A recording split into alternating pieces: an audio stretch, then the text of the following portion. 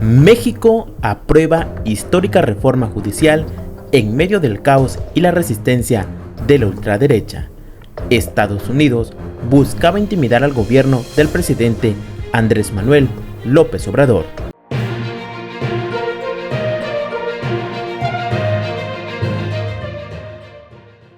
Después de una larga sesión y cambio de sede, fue aprobada la reforma judicial. El deseo del presidente Andrés Manuel López Obrador se hizo realidad.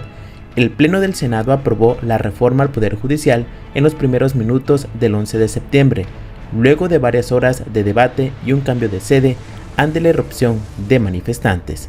Con 86 votos a favor y 41 en contra, la iniciativa de reforma judicial será turnada a los congresos estatales. En esta nueva etapa, la propuesta debe ser aprobada por 17 congresos para regresar al Poder Ejecutivo y convertirse en ley, al menos de que algún amparo o medida legal suspenda sus efectos. La aprobación de la reforma al Poder Judicial se logró luego de que Morena y sus aliados, el Partido del Trabajo y el Partido Verde Ecologista de México, alcanzaron la mayoría calificada, es decir, el voto a favor de la iniciativa de reforma judicial de 2/3 partes del Pleno del Senado. Así daba a conocer el Senado de la República la aprobación de la reforma. Se emitieron un total de 127 votos, de los cuales fueron 86 votos a favor, 41 votos en contra y 0 abstenciones, por lo que se reúne la mayoría calificada necesaria para la aprobación del dictamen. Hay mayoría calificada, en consecuencia queda aprobado en lo general y en todo lo no reservado del proyecto de decreto por el que se reforman, adicionan y derogan. Morena y partidos aliados lograron conseguir los 86 votos que necesitaban para aprobar la reforma al Poder Judicial por la vía de la mayoría calificada. La Cámara de Senadores ahora discutirá la iniciativa en lo particular.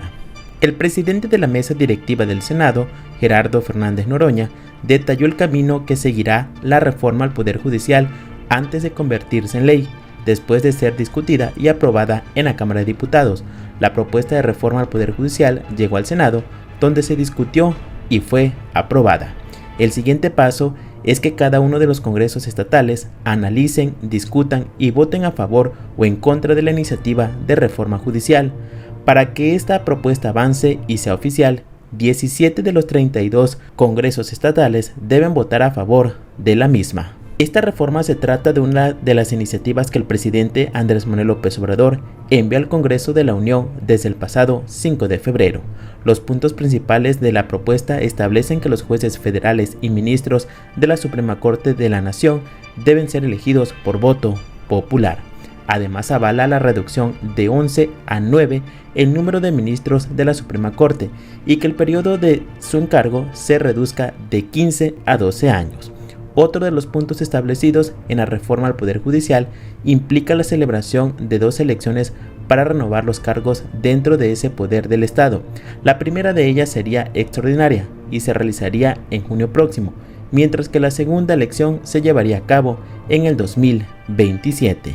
Los opositores señalaron que la reforma judicial propuesta por el mandatario López Obrador es una maniobra para tomar el control del Poder Judicial, la única instancia que podría impedir que Morena y sus aliados puedan reformar la Constitución tras su aplastante triunfo en las elecciones de 2024 en México.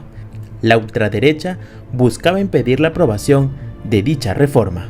Varios individuos lanzaron este martes gases contra gente que se manifestaba cerca del lugar donde se discutía la reforma judicial de México.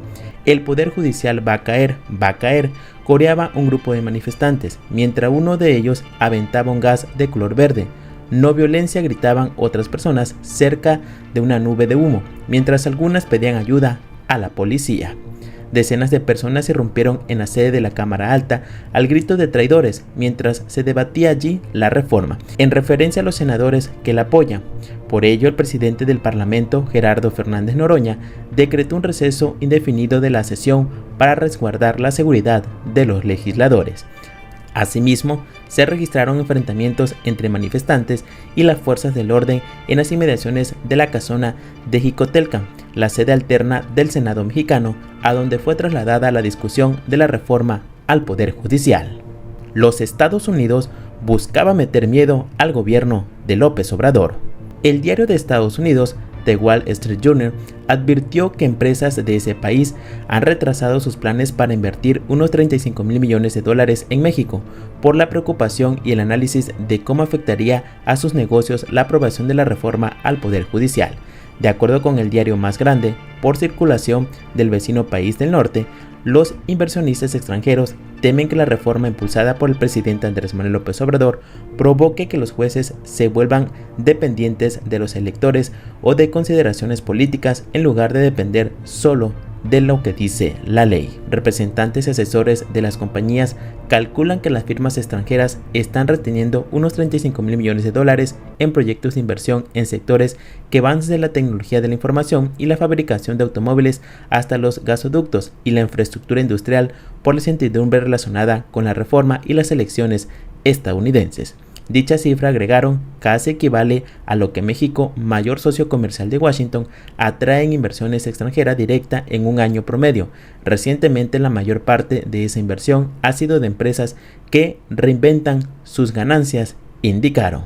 Peor aún, el medio aseguró que están en juego otros 18,000 millones de dólares en inversiones privadas que México necesita para cubrir la creciente demanda de electricidad para uso industrial.